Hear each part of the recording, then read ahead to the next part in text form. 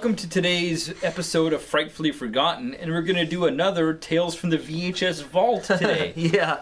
We're going to talk about the first time that we'd watched, on the same night, we rented from the VHS store, Dawn of the Dead and Phantasm. We were kind of excited, too. We're very excited. And then we watched Dawn of the Dead first. Just fucking mind-blowing, right? Yeah, it did. It blew our minds oh, man. on how good it was. Yeah. Like, it was a religious experience. Yeah, to say the least, Yeah. yeah. And then we came on to Phantasm, and at the time, we didn't quite like it. We thought that Phantasm was actually pretty shitty and Yeah. awful. Yeah.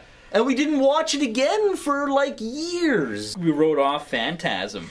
Completely almost, because in comparison to Dawn of the Dead, it was just not there. Rightly so, I guess, right? Yeah. I mean, if you do compare the two of them. Years later, we had both rewatched Phantasm and realized how damn good it really was. It was just weirder that night. We could have watched The Exorcist after or something else after, and it would have been probably garbage. I need kind of a case study where I watched two great movies back to back. Yeah. But the first one, if it's so good, it'll overshadow the second one so much, or even if the second one's good, it's still not good. Yeah. You know? Yeah. It's interesting. We were young, like we were kids at the time.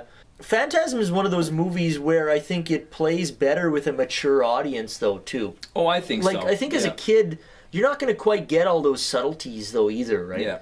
There's a lot of these underlining things with dreams and... And appreciating the characters like Reggie and stuff. You don't, as a kid, You're you not gonna... You don't do that, right? Yeah, yeah. You have to be a little older, I think, Yeah. to appreciate that stuff. And it's funny, I just watched my VHS copy of that a couple of weeks ago. Dawn of the Dead? Yeah. Yeah, yeah.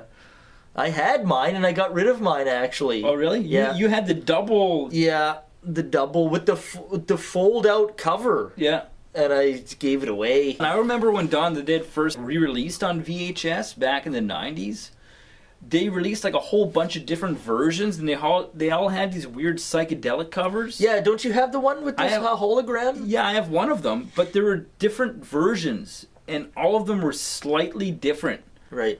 In the cover and the content. Plastic opening ones, one had the black plastic, Yeah. one was silver, and one was different yet, and they all had different cuts of the movie on them. Okay. Well, which one do I buy? There's this one, there's this one, there's this one. They all look slightly different, and looked in the back, and they're like, well, which one do I buy? You know, one's the US cut, one's the UK cut, one is the, like, oh, fuck. Pick the longest one. Yeah. I think the reason we rented those two movies, there was a website back then, primitive website. I found it still exists, it's still up. The guy who ran the website had all these movies listed like the must-see of horror. Right, we were going through that list. We're kind of going through his list, and Yeah. we went Dawn of the Dead and Phantasm were on that list, so we Right. said we have to watch those two. Yeah, Yeah. it's just sad that Phantasm at the time didn't win out. No, but it did now, and we love Phantasm now, and that's all that matters, Yeah, right? yeah. Just as much, I think, as Dawn of the Dead or any of the other ones, you know.